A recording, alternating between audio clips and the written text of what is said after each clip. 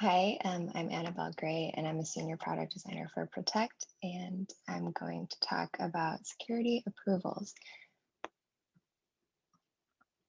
Just to start with a little background of our existing approval rules, if you go into the project settings for any project, you can see what we have for merge request approvals. And, hang on. The specific rule that I'm going to be talking about and we're proposing replacing is this one right here, the vulnerability check.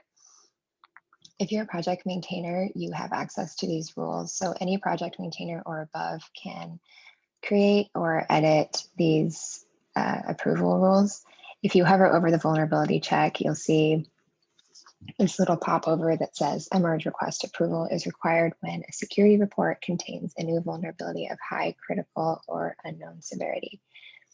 And then if you click edit or enable, you can see all of the rule options. So you can choose the target branch, in this case, it's master, the approval is required, and then you can select from this dropdown any user or group that you want to be eligible to approve.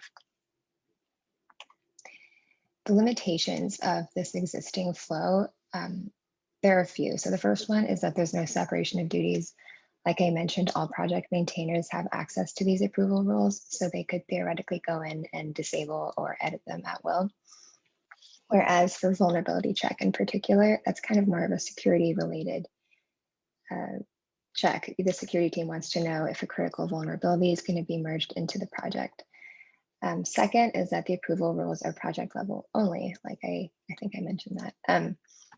So if you have a large organization, let's say with hundreds or potentially thousands of projects, your security team is going to have to go through and duplicate that rule across all of those projects. And third, it's not quite flexible enough. As I mentioned in the popover, the approval will be launched. It'll be triggered every time any of these vulnerabilities are found. There's no option to fine tune which vulnerability severity or type that you want to alert the security team for. So here I'm going to jump into a demo that we've built out for sort of UX research purposes and to test concepts quickly. This will give you an idea of how our policies currently work. This is the policy editor, and something like this already exists on production for network policies and on staging for network and scan execution policies. But in this example, we're going to be adding a new one called scan result policy. To give you an idea of how this works, we could name it, we'll name it approval policy. And then you would write your description, enable or disable it. And then you've got this pretty basic if this then that syntax where you can get super granular if you want to create your approval rules. In this case, you can choose your scanner, but I'm going to select any. If any scan finds two or more, this should be a multi-select too. Any more critical vulnerabilities in the main branch that are, let's say, newly detected or reintroduced, then ignore this, but then you can require an approval from two or more individuals in this approval group. And to give you a slightly better idea of how this could potentially look, we would want to kind of follow the existing approval rules where you can add by searching and then add groups or individual users, and then it updates here in the YAML preview.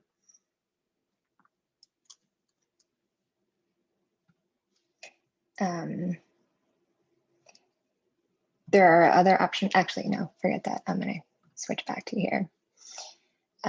You'll notice that that YAML was generated. Instead of creating a policy right in the database, we're going to be adding it into a separate approval policy project, which naming could be changed. Let's call it a policy project for now. The reason that we're doing that is because creating in a database is much more work. So to get kind of the MVC out, we're going to just store it as YAML in a separate project.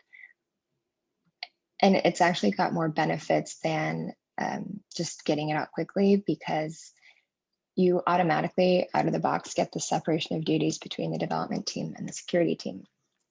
To help illustrate that, I have this really probably overly weird mural, but this is how it could go if you wanted to create policies in this way. So you could create your security policy project, and then you'd add your security team as owners of that project. And then when you create your policies, those are going to get added as merge requests into this security project. And every time that merge request is created, it has to be approved and merged only by the members of that project, who is the security team. And then those policies will show up in the projects that you've linked to it. So you get the separation of duties, but then since you're using Git, you also get the benefits that Git provides, which includes a history. You can see who's created or edited policies, and you get that two-step approval process where a member of the security team might approve it, and then a separate member would actually merge it, just like we do at GitLab. It also allows one set of policies to be applied to multiple projects, so you don't have to go into each individual project and configure that rule.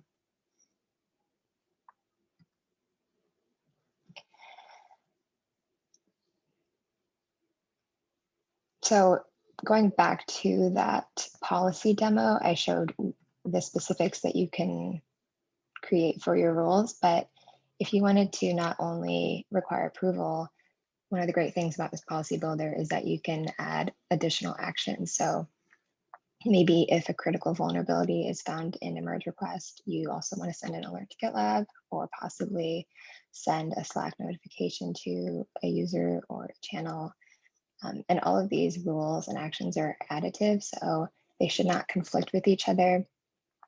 You can just keep adding them as you go, and they will all kind of work together. And then what about the existing vulnerability check rule that I mentioned in the project settings? This is still kind of, I mean, I only created this a few days ago, so it's still in review and we'll probably change it, but I'm proposing a read-only view if there are no policies created, but otherwise there would be, sorry, forget that. We are going to create a read-only view here in the merge request settings so that users know what's going to happen if a vulnerability is found in their merge request. We want to make sure that there's still plenty of visibility as to what's going on. So it looks very similar to the others, but you can't edit this. There are 2 approvals required, and if you click view details, you can see more specifics. You can also click on the scan result policy from here. I think everyone should be able, well, all members of this project should be able to look at that policy, but if you wanted to edit it, you would end up creating a merge request. And then again, that would get routed to the security team on that approval policy project. So there would still be plenty of checks to make sure that the security is always the most important piece of this. So what's next? Solution validation. We have already conducted solution validation for the container network policies that I mentioned is already live on production. Some of the quotes, well, they're not quotes, some of the takeaways were that users did find the if this and that mode really intuitive. And if you don't like if this then that, which some users might prefer the YAML itself, you can go into the YAML and update it if you already know the format. And it would still generate that snippet over here. So we will be needing to create a similar study asking participants to create, edit, and find security approval policies. And then the policy builder is pretty flexible, and it can be used not only for all of these security cases, but possibly within other groups. So if you think about the plan group or stage, for example, if you're using a product development workflow and an issue needs to go from all these stages, let's say it needs to go from design to development. If an issue moves back a stage, maybe from design or from development back to design, then notify a PM. Or for compliance, if a pipeline is run on the main branch of a project with a certain compliance framework label, then require that compliance GitLab ci.yaml file to run. Thank you. Does anyone have any questions?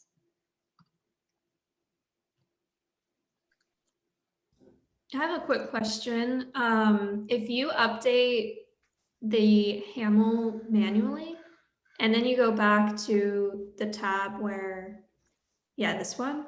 So if you're in HAML mode and you type, and then you go back to rule mode, does the rules update with what they've typed in the HAML mode? It doesn't in this policy builder. I'm not sure about that one yet, because it should technically. The thing is, YAML we can actually add more things here that exist in the rule mode, so maybe not. I think the policy preview doesn't work all the time because you can get really specific with these YAML options. So that's a good question, and I need to find out. It'd be cool if it did. I don't know that we can do that. Yeah, it would be really awesome if it did that, but I can imagine there's a lot of challenges to making that work.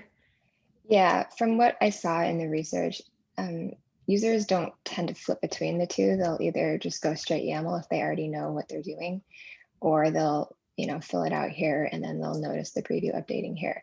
And if you do fill it out here, I'm pretty sure I don't know why there's a 0 on the end. It should update back and forth, or one way, I guess. Cool, awesome, thanks.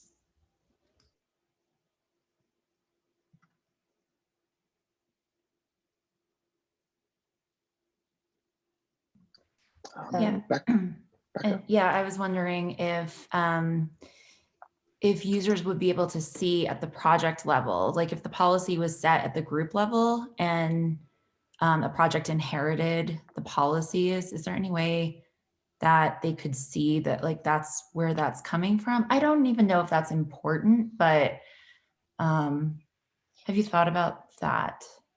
Yeah, so that separate project, that policy project, right now it's at the project level, because that's, again, the first or the easiest way to get this done. So stick to the project level. We're not going to have these policies at the group level for quite a while, but I imagine in the future, if we do have policies set at the group level, all of the projects would inherit those, and you would see the